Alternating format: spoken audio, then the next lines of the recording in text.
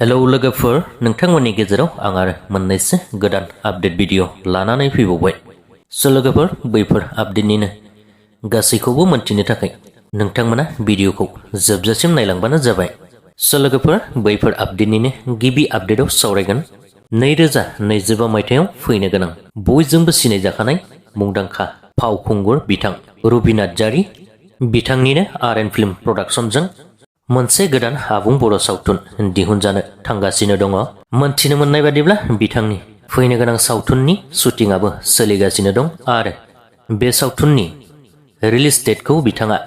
2025 मायथाइसोनि जुन July बेफोरबायदियाव release खालामहैनो हागोन होननानै बुंहरदों लोगोसेनो बिथांनि बे बोसोरनि दिन्थिजाखांनाय थैसामथु सावथुनाव जेरैबायदि टेकनिकफोर बाहायदोंमोन बेनिख्रुइ बेवहाय गोबांसिनै बाहायनायखौ नुनो मोनगोन होननानैबो बिथाङा गावनि भिडिअजों बुंहरनायखौ नुनो मोनदों नै नेक्स्ट प्रजेक्टनि थाखाय जों प्रिपेरेसन जाबाय दा नेक्स्ट प्रजेक्टआव जों बायदि बायदि खामानि इउज खालायगोन नै दा जों जेरैबायदि थैसाम पार्ट 2खौ रायजोफ्रा जोंखौ माने नायनानै हेफाजाब होदोंमोन बेबायदिनो जोंनि 2025आव ओंखारनो गोनां जिथु मुभि बेयावबो सापर्ट खालायगोन होननानै आं रायजो राजाफोरखौ अननाय आरो सिबिनायखौ बावहरग्रोनानै थाबाय जे आंनि मुभिखौ नायनानै रायजोफ्रा जेरैबायदि अनसायदों फैगोन दा अनसायनायनि थाखायनो आं नै गोदानै प्रजेक्ट बानायनो होननानै आखायाव लादों जों दा नोंथांमोनानो थिग बेबायदिनो जेरैबायदि थैसामथु मुभिखौ रायजोफ्रा अनसायनानै आंखौ हेफाजाब होदोंमोन नायनानै हेफाजाब होदोंमोन बिदिनो जोङो दा नै आरो गोदान सिस्टेमनि जों नोंथांमोननो टेकनिक देखायनो नागिरदों बेनिखायनो आं रायजो राजाफोरखौ आं गुरै खावलायनाय आंनि नायगिरि बिथांखौ आं साबायखर बावहरदों बिदिनो जोंखौ अनसायबाय था जोंनि सावथुन मुलुगखौ अनसायबाय था बेनो आंनि बुंनो गोनां आं जों फिल्मनि नामखौ दा खोन्थाथ'वा खिन्थु दा जोंहा शुटिंआ स्टार्ट जाबाय आरोखि रिलिजखौ माला खालामनो सानदों रिलिजआ जुलाइ माने फैगौ जुलाइआवनो माने हल रिलिज जागोन जोंहा थांनायाव जों जेरैबायदि जोङो 11टा माने 14टा हलाव रिलिज जादोंमोन एबार बांसिन हलावनो रिलिज जागोन आरो दा खोब रायजोफ्राबो गुबुन गुबुन जायगायाव देखायनो हायिनि थाखाय एसे दुखु मोनदों बेनिफ्राय जों नाजागोन आरो नेक्स्टआवबो जोङो बांसिन हलाव देखायनो थाखाय सिस्टेम खालायदों आरोखि गोजोननाय थाबाय रायजोफोरनि नायगिरि बिथांमोननिसिम खुलुमबाय नेक्स्ट आपडेटआव सावरायगोन लोगोफोर बर'निनो हाथरखि थियेटार बे थियेटारनि गाहाय महरगिरि एबा एक्ट्रेस बिथां मिनति नार्जारी बिथाङा गावनि फेसबुकनि गेजेरजों लाइभआव फैनानै मा फोरमायखो एबा मा दुखु फोरमायखो हाथरखि थियेटारनि बागै आरो बे थियेटारनि अनारनि बागै जानो हागौ नोंथांमोन गोबाङानो नुबाय जानांगौ लोगोसेनो जायफोर थियेटार अनसायगिरि नोंथांमोना नैबे मिनति नार्जारीखौबो गोबाङैनो सिनायखायो जानांगौ दायो बिथाङा मानि थाखाय थियेटाराव थाला होननानै बुंखो नोंथांमोना बिथांनि खुगानिफ्रायनो लाइभनि गेजेरजों मोनथिनानै लानो हागोन बिथाङा बर'निनो मुंदांखा फावखुंगुर सिमां सैनारि बिथांमोनजों फाव खालामगासिनो दङमोन आरोना हाथरखि थियेटाराव दायो बिथाङा मानि थाखाय थाला होननानै बुंखो नोंथांमोना बिथांनि खुगानिफ्रायनो खोनासंनानै लादो गुड इभिनिं एभरिवान आं दिनै मोनसे इमारजेन्सि प्रब्लेमावसो आङो लाइभखौ फैनाय जादों जिहेतु आं दा हाथरखि थियेटार प्रेजेन्टलि मेन ग्लेमार आर्टिस्टआवनो दङ मेन रलावनो दङ स' बेयाव मोनसे प्रब्लेम क्रिएट जादों जिहेतु आं बेनिफ्राय ओंखारनाय जासिगोन दायो बिसोर हाथरखि थियेटारनि अनार मिसेस जुनु बिसोर आंखौ बिराद मेन्टेलिटि टर्चार होदों आरो आंखौ बे थियेटारनिफ्राय होखारदों ब्लेकमेलबो खालामदों आंखौ बिनि उनाव बिनिफ्राय आं दिनै बिनिफ्राय ओंखारनाय जागोन ओमफ्राय श'बो खालामा आं दिनै बेवहाय बिसोर आंखौ उल्टा केस गेले खालामनो होनदों आंखौ डाइरेक्ट आं जोंनो जानायनि थिग गैया जानाय थिग गैया लोंनाय थिग गैया थानाय थिग गैया मेन्टेलि हेरेसमेन्ट होबाय थायो मोनफ्रोमबो पेन्डेलाव बेफोरबायदि प्रब्लेम क्रिएट खालामना फैबाय थायो बिसोरो फिर जों कमप्रमाइज खालामलायनानै पेन्डेल श'खौ गाबोबाय थादों बाट दिनै ओरैबायदि खोथा बुंदों जे आं प्रेसिडेन्टनाव सोंदोंमोन आङो रुमा आंनि दासिमबो मानो मेनेज जायाखै बाट बुंबाय जे अनारजों रायलाय अनारा मिसेस जुनु बर' बे अनारा फैनाय लोगो लोगो आं अनारनाव सोंबाय जे आंनि रुमखौ मानो दिनैसिम मेनेज खालामनो हाया बे ओरैबायदि रिएक्सन क्रिएट खालामबाय जे आंनाव रुम मेनेज खालामनाय आंनाव माबा गैयाना ओरैबायदि रिएक्शनखौ आंथ' रागा जोंबाय आरो सासे आर्टिस्टखौ लामायाव दासिम फसंना दोनबाय थादों नोंसोरो आर्टिस्टखौ दासिमबो लामायाव फसंना दोनबाय थादों बिदि बुंनाया आंखौ आसि थुयै थुयै बुंबाय जे आं जेनेबा आं मेन ग्लेम आर्टिस्टखौ बिसोर सिनायानो ग्लेम आर्टिस्टआ सोर जों सिनायानो ओरैबायदि खोथा बुंदों बिसोरो आर्टिस्टखौ सिनायानो आर्टिस्टखौ जुदि सिनायाबा बिसोर बेनार पस्टार होनानै मानि थाखाय पेन्डेल खालामबाय थादों मानि थाखाय पेन्डेल लाबाय थादों बिसोर ओरैबायदि मेन्टेलिटि टर्चार होदों जे आंखौ नों बिनिफ्राय ओंखारनो हासिगौ थांनो हासिगौ बेबायदि होखारदों दायो बुंदों आं थांनो नागिरनायखाय बुंदों बिसोर आंजों केस गेलेगोन एफआइआर होगोन होथों बिसोर जुदि आंखौ मानो होखारनांगौ आंनि गोनांथियानो गैयाबा दिनैसिम दासिम आंखौ मानो लाखिबाय थादों बिसोर ग्लेम आर्टिस्ट सिनायानो बिसोरो ओंखायनो आं दायो इमिडियेटलि लाइभ फैनाय जादों जे आं बे जाहाथे उनाव प्रब्लेमखौ बिसोरो ब्लेमखौ आंनाव दा होथों होननानै आङो स्टेटमेन्टखौ होनो थाखाय लाइभखौ फैनाय जादों जिहेतु बिसोर आंनाव मोनफ्रोमबो पेन्डेलाव बेफोरबायदि प्रब्लेम खालामबोबाय थादों जे बिसोरो मेन आर्टिस्ट जा भेलु मोनसे भेलु होननाय गैया बेवहाय बेनिखायनो आङो लाइभखौ इमिडियेटलि फैनाय जादों स' नोंथांमोना जेसेबां हायो शेयार खालाम जे हाथरखि थियेटारनिफ्राय मेन आर्टिस्ट जिखुनु जायखिजाया आंखौ मेन्टेलिटि हेरेसमेन्ट होबाय थादों दिनै बिनिफ्राय ओंखारनाय जासिगोन जाहाथे उनाव प्रब्लेम आंनाव क्रिएट दा जाथों बेखौ आं लाइभ फैनाय जादों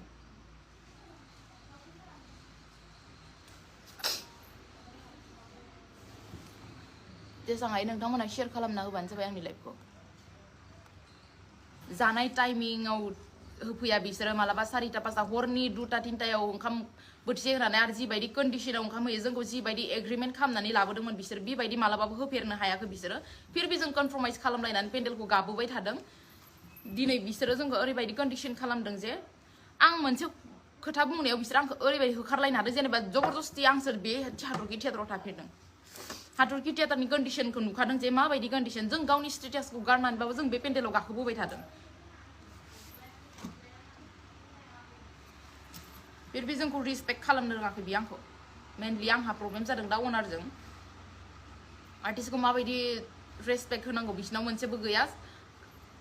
आरो हाथरखि थियेटारनि अनारा मिसेस जुनुआ नङानो सोरथाय आं मिथिला बेखौबो आं दा आसरित जाबाय जे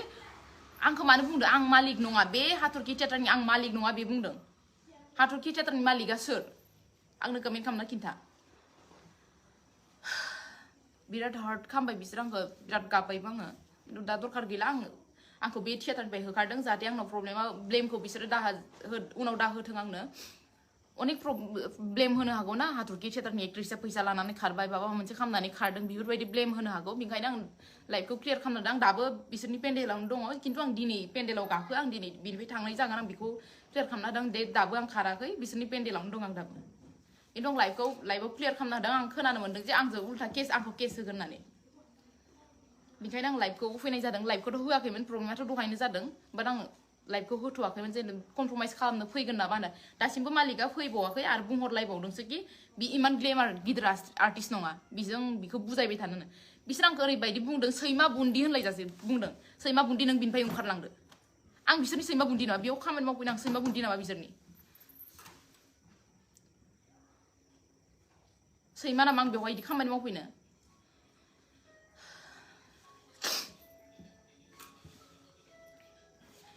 आंबो कमप्लेनखौ आंबो होगोन आं रावनिबो सिं जानानै थाया हाथरखि थियेटारनिफ्राय आं दिनैनिफ्राय ओंखारखाबाय मोननै ना मोनथाम पेन्डेल दंबावोमोन बिसोर आंखौ रिकुवेस्ट खालामदों बाट रिकुवेस्ट खालामनाय ओरैबायदि खालामफैदो जे अनारा आंखौ रायलायफैयाखै दासिमबो बिसोरनि एटिटिउड इग' ओरैबायदि बुंबावो जे आं गोदोर आर्टिस्ट नङा आं गोदोर आर्टिस्ट नङाबाथ' आं बिसोरनो जिबायदि पारफरमेन्स नांगौ आं होदोंना बिसोरथ' आंखौ बुंनो हाया जे बेबायदि पारफरमेन्स होनो हायाखै होननानै आं जाबायदि पारफरमेन्स नांगौ बिसोरनो आं होदों खिन्थु बिसोर आंखौ मालाबाबो रिसपेक्ट खालामाखै आंखौ होखारलायबावदों बिसोर होखारजासे आं बेयाव थानो गोनांथि गैयाना जुदि बिसोर ग्लेम आर्टिस्ट सिनायाबा पस्टार होथिंनानै पेन्डेलखौ मानो दानखो दा मानो हालाया फैथारो मानो नाङानो बिसोरनो नाङानो दा मानो आंखौ केस होनो नागिरदों बिसोर होथों जे माबायदि केस होयो होथों मेन्टेलिटि टर्चार होनानै ना जानायनि थिगनि दासिमबो ओंखाम होफैनो हायाखै बिसोरो स्टाफनिफ्राय दासिमबो ओंखाम होफैनो हायाखै खैथा जागोन 4:30 जाबाय दासिमबो ओंखाम मोनजादों ना मोनजायाखै दासिमबो सोंहराखै बिसोरो ओमफ्राय आंखौ उल्टा ब्लेकमेल खालामो बिसोरो ओरैबायदि मेन्टेलिटि टर्चार होयो आं न' बां गारनानै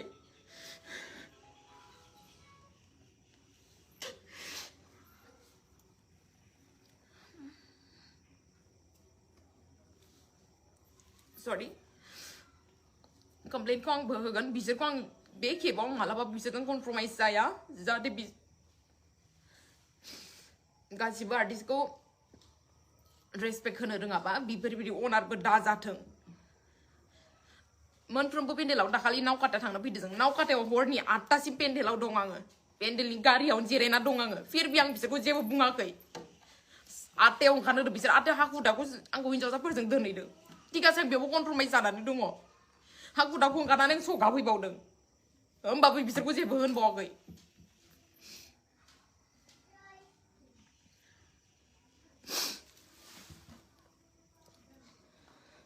ओरैबायदि कन्डिशन खालामनानै होदों जे बिसोरो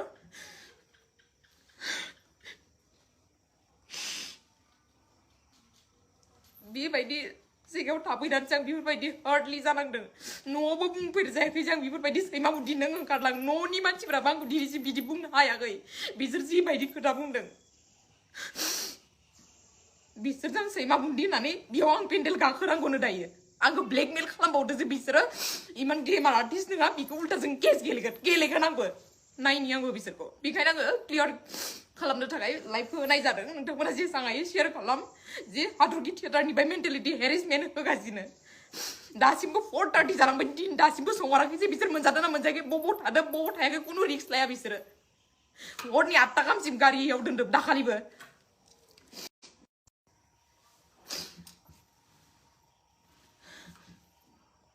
इफोरबायदि हार्ट खालामो मेन आर्टिस्टखौ जों नङाबाबो सजायैनो गोनांथि गैयानोसै माबुदि नों बिनिफ्राय थांनो हासिगौ जोंनि स्टाफनिफ्राय गारि हरा थिगासे कुनु कथा नाय आं हारसिं थांगोन दा बुंदों कि बिखौ बुजायबाय थानो गोनांथि गैया ग्लेमार आर्टिस्ट नङा बियो फै जों केस गेलेगोन अके फाइन आंबो नायगोन बि थियेटारनिफ्राय मिनाति नार्जारिया गैला नोंथांमोना जेसां हायो शेयार खालामना होबानो जाबाय बिसोर आंखौ मेन्टेलिटि हेरेसमेन्ट होगासिनो दङ नांगौ जिबायदि एग्रिमेन्ट खालामना लाबोदोंमोन बेफोरबायदि एग्रिमेन्ट खालामना लाबोनो हायाखै फिर भी कमप्रमाइज खालामनो थाबाय थादों बे खेबाव आं मालाबाबो कमप्रमाइज खालामनो हाया सासे बेनार आर्टिस्टआ जुदि बिसोरजों अनारजों सैमा बुन्दि होनजालायनांगौबा होखारजानांगौबा बेयाव आङो शौ खालामबावनांगौ नामा नोंथांमोना खोन्था कमेन्ट खालामनानै बुं सैमा बुन्दि होनजाना आं बेयाव पेन्डेल गाखोबावनांगौ नामा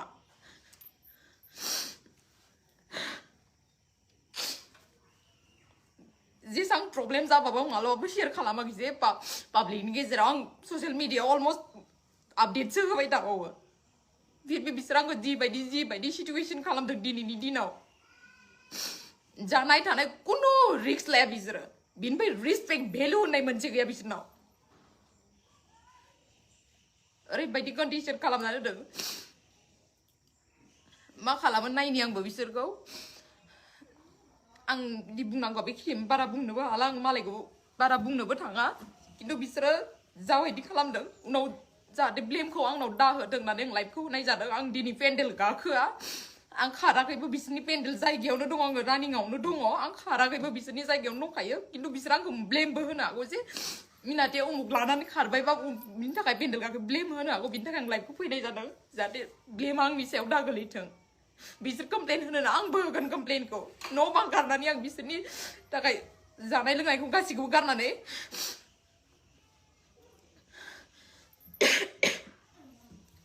पेन्डेल गाखोबाय थादोंमोन बिसोरो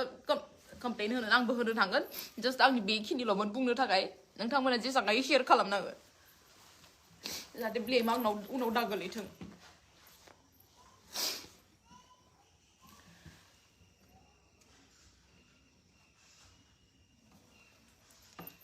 आंनि गोनांथि गैया बुंदों बेवहाय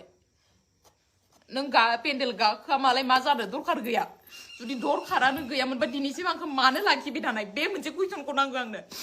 आरो अनारखौ बुंबाबो अनार माखासेफोराबो बुङो अनारजों रायलाय अनारा बुङो अनारजों रायलायबाबो आं अनार नङा अनारा सोर हादरखि थियेटारनि अनारा सोर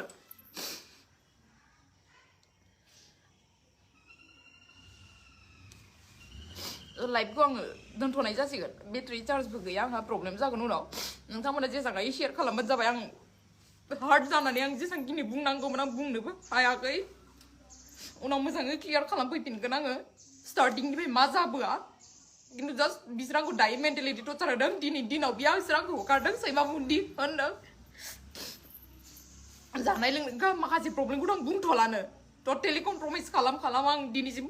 जोबनायनि पेन्डेलाव फैबाय जोङो नभेम्बर डिसेम्बरनि 2 तारिखसिम ओमफ्राय जों गाला होनदोंमोन पेन्डेलखौ फोजोबनो होदोंमोन जोङो थिग जों जोबजासिम थांगोमोनबो